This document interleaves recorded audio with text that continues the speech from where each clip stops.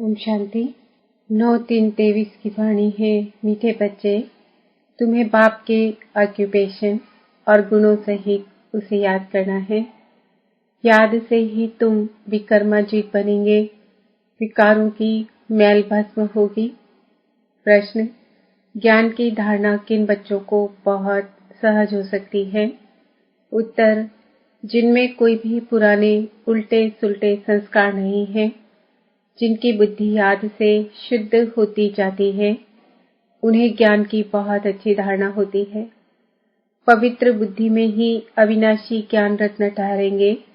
भोजन बहुत शुद्ध हो, बाप को स्वीकार कराकर फिर खाने से भी ज्ञान की धारणा अच्छी होती है। ज्ञान को धारण करते करते तुम मुरलीधर बन जाते हो। गीत तुम्हारे बुलाने को जी चाहता है। ओम शांति। आत्मा परमात्मा को बुलाती है। सिर्फ आत्मा कहें तो कहेंगे आत्मा तो वाणी से परे है, इसलिए कहते हैं जीव आत्मा परमात्मा को बुलाती है। भक्तों की बुद्धि परमात्मा के बारे में कहां कहां जाती है। कुछ भी मनुष्य समझते नहीं, क्योंकि वह समझते हैं परमात्मा सर्वव्यापी है, तो बुद्धि कहां जाए। सर्वव्यापी समझने के कारण कहेंगे सब भगवान के रूप हैं। बुलाते हैं परंतु बुद्धि में लक्ष्य नहीं है। परम पिता परमात्मा तरफ बुद्धि जाती नहीं है। किसी भी जीव आत्मा की बुद्धि में यह नहीं आता कि हम उस ज्योतिर्लिंगम को याद क्यों करते हैं, वह हमको क्या देते हैं जो हम उनको याद करते हैं। जो बहुत अच्छा देकर जाते हैं उनको याद किया जाता है, उनकी याद जिंदगी भर रहती है। कोई ने पाई पैसा दिया, वह तो लेन देन चलती ही है, परंतु समझो कोई गरीब है, उनको कोई मकान बनाकर देवे या उनकी कन्या को शादी कराने में कोई मदद करता है, तो सारी आयु उनकी याद रहेगी, उनके नाम रूप की याद रहेगी। यहाँ भी तुम बच्चे समझते हो, बाप हमको विश्व का मालिक बनाते हैं। मनुष्य को तो न आत्मा का न परमात्मा का ज्ञान है। आत्मा है सूक्ष्मते सूक्ष्म, जिसका पता नहीं पड़ता, कब अंदर प्रवेश करती है फिर निकल जाती है। बहुत महीन बातें हैं। उनका साक्षात्कार भी दिव्य दृष्टि से ही देख सकते हैं। वह ब्रह्म कहते हैं तो ब्रह्मा का भी साक्षात्कार हो पड़ेगा। अखंड लाइट ही लाइट देखने में आएंगी। ब्रह्म तत्व तो जरूर बड़ी रोशनी देखने में आएगी, परंतु परमात्मा कोई वह चीज तो नहीं है ना जो मनुष्य समझ बैठे हैं। तुम बच्चों की भी बुद्धि में आगे लिंग रूप रहता था, अभी तो बुद्धि में है कि वह आत्मा स्टार है। आत्मा का वही रूप है, दूसरी कोई चीज हो नहीं सकती। परमात्मा भी वही बिंदी रूप है। अब लक्ष्मी नारायण की इतनी महिमा है, उनमें क्या ब्यूटी है। आत्मा और शरीर दोनों सतो प्रधान पवित्र है। हर्षित मुख है, गोरे हैं। आत्मा तो बहुत सूक्ष्म चीज है ना। समझाया जाता है आत्मा मैली हो जाती है तो लाइट कम होती है। यह लाइट कम और जास्ती की भी बहुत महीन बात है। हम दीपक का मिसाल देते हैं, परंतु आत्मा उनसे भी छोटा सा स्टार है। साक्षात्कार होता है, देखा और गया। अब तुम बाप का सिमरन करते हो। बाप ने अपना रूप बताया है। तुम जानते हो शिव बाबा को याद करने से विकर्म विनाश होते हैं। भल और मनुष्य शिव को याद करते हैं, परंतु इस ज्ञान से याद नहीं करते। वह जानते ही नहीं। न जानने के कारण विकर्म विनाश हो नहीं सकते। यह जानते ही नहीं कि हम योग लगाने से विकर्माजीत बनेंगे। अच्छा फिर क्या होगा यह भी नहीं जानते। तुमको बाप समझाते हैं योग से तुम विकर्माजीत बनेंगे। 5 विकारों की मैल भस्म होगी। समझाने मिलने के बाद उस खुशी से याद करेंगे। वह यह नहीं जानते कि बाप को याद करने से विकर्म विनाश होंगे। अभी बाप नॉलेज देते हैं। बाकी मनुष्य तो है अंधश्रद्धा में, जिससे भक्ति मार्ग में अल्पकाल सुख मिलता है। अब उनको यहाँ बुलाते हैं। तुम जानते हो बुलाने की तो दरकार ही नहीं, जबकि परमात्मा को जानते ही नहीं तो फिर बुलाते कैसे। जिसको याद किया जाता है उनके महत्व को ऑक्यूपेशन को, गुणों को जानना चाहिए। परमात्मा की पहचान कोई के पास भी है नहीं, इसलिए जन्म जन्मांतर क्या क्या करते आए हैं, कुछ भी समझ नहीं। अब बाप बैठ समझाते हैं, बाबा आप आकर ज्ञान सुनाओ तो हम सुनकर फिर औरों को सुनाएंगे। जैसे शास्त्रों में आटे में नमक है, वैसे इन भक्ति मार्ग के गीतों में भी थोड़ा बहुत है। यह गीत बाप की महिमा में है। बाप को बुलाते हैं कि आप आकर हमको सुनाओ तो हम फिर औरों को सुनाएंगे।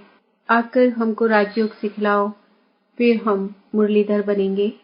मुरलीधर को ही ज्ञानी तू आत्मा कहा जाता है। तुम बच्चे जानते हो पाप तो है निराकार, फिर वह आए कैसे? अभी तो समझा है कि आत्मा परमधाम से आती है। पहले पहले गर्भ में जाना पड़ता है। जीव की आत्माएं सब बाप को याद करती है, परंतु उनके ऑक्यूपेशन का कुछ भी पता नहीं है। ऐसे ही सिर्फ बुलाते रहते हैं, वह आता ही नहीं। बाप कहते हैं मैं अपने पूरे टाइम पर आता हूँ, जबकि संगम युग शुरू होता है। संगम युग कब आता है? जब रात पूरी हो, दिन होना होता है। संगम युग आया और बाप भी साथ आया। संगम युग पर ही बाप बैठ पढ़ाते हैं। यह सब बातें तुम ब्राह्मण बच्चे ही जानते हो। बाप बैठ समझाते हैं, मैं निराकार आऊं कैसे? यह तो कभी कोई ने ख्याल नहीं किया है। अगर कलयुग के अंत में आया होगा तो फिर से आएगा ना। कलयुग अंत और सत्युग आदि के संगम पर आते हैं। जरूर कुछ कार्य करने के लिए आते हैं, जरूर सृष्टि को पावन करने आएंगे। तब कहते हैं कि अब आदि सनातन देवी देवता धर्म स्थापन करने आते हैं। कैसे आते हैं यह भी कोई नहीं जानते हैं। बाप को आकर प्रजा रचनी है, व राजयोग सिखाना है तो किसको सिखाएंगे? सत्युग आदि में तो है देवता वर्ण, इसके पहले है ब्राह्मण वर्ण, तो जरूर ब्रह्मा तन में आकर ब्राह्मण वर्ण रचना पड़े। ब्रह्मा को कहा ही जाता है प्रजापिता। अब वह ब्रह्मा आए कहाँ से? क्या सूक्ष्म वतन से उतर आए? जैसे दिखाते हैं विष्णु अवतरण, ऊपर से गरुड़ पर सवार हो आते हैं। अब विष्णु को तो यहाँ आना नहीं है। विष्णु के दो रूप लक्ष्मी नारायण जो हैं, उन्होंने भी यहाँ इस पढ़ाई से यह पद पाया है। विष्णु के दो रूप लक्ष्मी नारायण ही पालना करते हैं, परंतु ऐसे कोई गरुड़ पर उतरते नहीं और फिर वहां लक्ष्मी नारायण की आत्मा कोई इकट्ठी नहीं आती है। पहले नारायण की आत्मा आएगी, फिर लक्ष्मी की आएगी। स्वयंवर करेंगे तब विष्णु युगल रूप कहलाएंगे। राधे कृष्ण बरोबर विष्णु के दो रूप हैं। छोटापन भी दिखाना पड़े ना। यह बातें और कोई नहीं जानते हैं। बाप बैठ समझाते हैं। जब यह पहला नंबर 84 जन्म पूरे करते हैं तो हमको इनमें ही आकर फिर इनको पहला नंबर बनाना पड़े। 84 जन्म भोग जरूर वृद्धावस्था को पाया होगा, तो उनका नाम रखा है ब्रह्मा। इनमें प्रवेश किया है। अब तुम बच्चे समझते हो मनुष्य सृष्टि कैसे और कब रचते हैं। इस बात का और कोई मनुष्य को ज्ञान हो न सके। मनुष्य जब कोई अच्छी नई चीज की इन्वेंशन निकालते हैं तो गवर्नमेंट के पास जाते हैं, फिर वह उसको वृद्धि में लाने में मदद करती है। यह भी ज्ञान ऐसे है। पहले पहले बाप आया, इसमें प्रवेश हुआ, इनमें बैठ ज्ञान दिया। पहले थोड़ा थोड़ा था, अब वृद्धि को पाता जाता है। कितनी गुह्य ते गुह्य बातें तुम सुन रहे हो। पहले हल्का ज्ञान था, अब गहरा मिलता जाता है, परंतु आत्मा में पुराने उल्टे सुलटे भक्ति के संस्कार जो हैं, वह जब निकले तब ज्ञान की धारणा हो, योग हो, तब विकर्म विनाश होते जाएं और बुद्धि शुद्ध होती जाए। पहले थोड़ा भी ज्ञान सुनने से कितना नशा चढ़ा और भागे, फिर कितने टूट भी पड़े। माया भी हैरान कर देती है।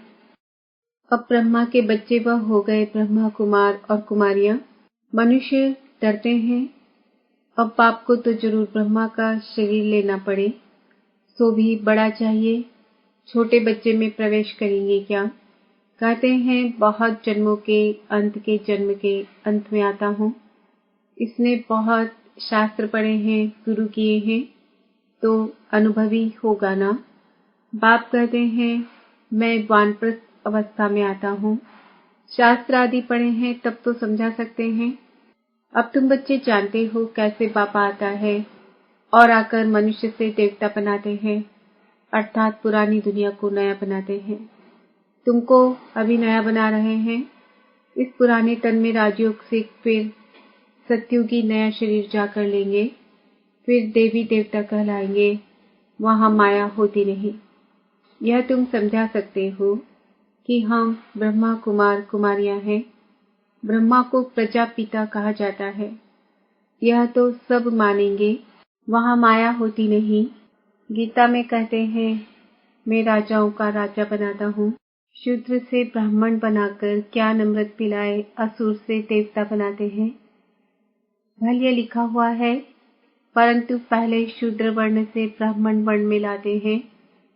तो तुम समझा सकते हो हम ब्रह्मा कुमार कुमारी हैं। ब्रह्मा है प्रजापिता। वास्तव में ब्रह्मा की संतान तुम भी हो। ब्राह्मणों की शुरुआत संगम पर ही होती है। ब्रह्मा द्वारा हम ब्राह्मण पढ़ते हैं, रुद्र ज्ञान यज्ञ की संभाल करते हैं। हम अपने विकारों की आहुति देते हैं। यज्ञ में सब कुछ स्वाहा किया जाता है ना, तो हम रुद्र ज्ञान यज्ञ में और कोई किचड़ा नहीं डालते, अपने पापों को स्वाहा करते हैं। कोई आग आदि तो जलाई नहीं जाती, न कोई आवाज आदि ही करते हैं। वह तो कितना आवाज करते हैं, स्वाहा स्वाहा। हम तो योग में रहते हैं, कोई आवाज नहीं, चुप। योग अग्नि से पाप भस्म हो जाते हैं। इस रुद्र ज्ञान यज्ञ में योग अग्नि से हम अपने 5 विकारों को स्वाहा करते हैं, तो पाप भस्म हो जाते हैं। ब्रह्मा की बेटी सरस्वती भी गाई हुई है, जिसको जगदम्बा कहते हैं। उनसे सब कामनाएं पूरी होती है। वह अम्बा फिर लक्ष्मी बनती है। बच्चों को धारणा तब हो जब योग में रहे, फिर विकर्म भी विनाश हो। बुद्धि पवित्र नहीं होगी तो अविनाशी ज्ञान रत्न ठहरेंगे नहीं। बच्चों को समझाया है कि पहले भोग लगाकर फिर खाया जाता है, क्योंकि उनका ही सब दिया हुआ है, तो फिर पहले उनको याद कर भोग लगाते हैं, आह्वान किया जाता है, फिर जैसे कि साथ में मिलकर खाते हैं। बाबा तो है संपूर्ण पवित्र, हम है जैसे भीलनिया। हम याद करते हैं तो क्या बाबा हमारे साथ बैठ खा सकता है? हम अपने को संपूर्ण पवित्र तो कह नहीं सकते, तो हम भीलनियों के साथ वह खाएंगे। फिर वासना ले लेते हैं।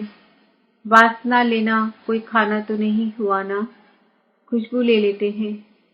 हाँ, कोई 75% धारणा करने वाले अच्छे बच्चे भोजन बनाकर बाबा को खिलाएं तो वासना लायक भी हो, क्योंकि बाबा है बिल्कुल शुद्ध। वह हम पतित के साथ खाएं यह लौ नहीं कहता, वह वासना ले सकता होगा। बाबा कहते हैं मैं वासना भी क्यों लूं, मैं तो निष्कामी हूँ। वासना लेने की भी मेरे पास कामना नहीं है, मैं 100% निष्कामी हूँ। भोग ऊपर जाता है, बहुरूपी पैट देवताओं को खिलाते हैं। देवता चाहते हैं हम ब्रह्मा भोजन खाएं तो बाबा मम्मा और फिर ऊपर से देवताओं की आत्मा आती है, वह बैठ खाती है। फिर भी रुचि से तब खाएगी जब पकाने वाले योगी हों। देवताएं भी ब्रह्मा भोजन की महिमा करते हैं। बाप तो कहते हैं मैं आया हुआ हूँ तुम्हारी सर्विस करने। हम तो तुम्हारा पूरा निष्कामी सर्वेंट हूँ। तुम भल 36 प्रकार के तो क्या 108 प्रकार का भोग लगाओ। भक्तों ने ही भोग लगाया और भक्तों ने ही बांट कर खाया। भगवान निष्कामी है तो भी ऑफर करना चाहिए। बड़े राजाएं आदि कभी हाथ में नहीं लेते हैं, उनमें भी किस्म किस्म के होते हैं, कोई ले भी लेते हैं। बाबा का राजाओं आदि से कनेक्शन रहा है ना, तो हम बाबा को भोग लगाते हैं। कामना है कि हम बाबा से विश्व का मालिक बनने, राजा ही लेवे, वह तो है ही दाता। यह सारी सूक्ष्म बातें हैं। भोग कहाँ ले नहीं जाते हैं, यहाँ ही बैठ वैकुंठ का साक्षात्कार करते हैं। यहाँ से जैसे कि कुंभ है अच्छा। मीठे मीठे सिकिल दे बच्चों प्रति माता पिता बाप दादा का याद प्यार और गुड मॉर्निंग। रूहानी बाप की रूहानी बच्चों को नमस्ते। हम रूहानी बच्चों के रूहानी बाप दादा को याद प्यार गुड मॉर्निंग नमस्ते ओम शांति। धारणा के लिए मुख्य सार। बाप भल निष्कामी है लेकिन भोजन का भोग जरूर लगाना है।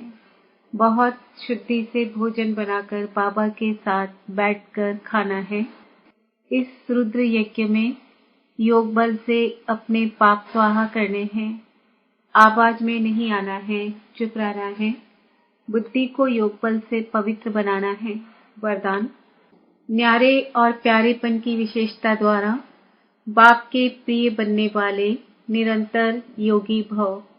मैं बाप का कितना प्यारा हूँ, इसका हिसाब न्यारेपन से लगा सकते हो। अगर थोड़ा न्यारे हैं, बाकी फंस जाते हैं तो प्यारे भी इतने होंगे। जो सदा बाप के प्यारे हैं उसकी निशानी है स्वतः याद। प्यारी चीज स्वतः और निरंतर याद रहती है तो यह कल्प कल्प की प्रिय चीज है। ऐसी प्रिय वस्तु भूल कैसे सकते। भूलते तब हो जब बाप से भी अधिक कोई व्यक्ति या वस्तु को प्रिय समझने लगते हो। अगर सदा बाप को प्रिय समझो तो निरंतर योगी बन जाएंगे। स्लोगन।